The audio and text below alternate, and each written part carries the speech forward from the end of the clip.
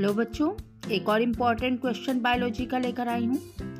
देखिए, ये evolution chapter से है। Darwin finches. First part, what role does a individual organism play as per Darwin theory of natural selection.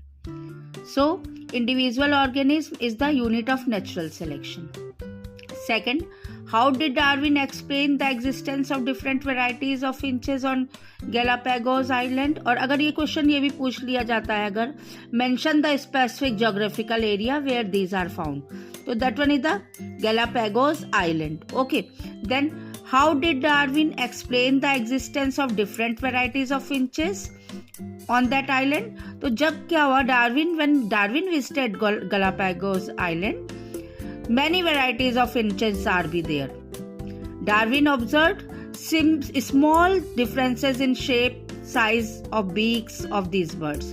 He proposed that after originating from common ancestral seed-eating stock, पहले seed-eating stock था, finches जो है migrate हो गए different geographical areas में और undergone adaptive changes, especially in the type of beak. जैसी उनकी ईटिंग हैबिट थी as per their eating habit.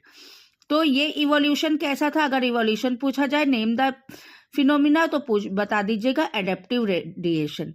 ठीक है, evolution of different species in any given geographical area starting from a point radiating to other areas of geography. फिर पूछा है question, what is the fitness of an individual according to Darwin.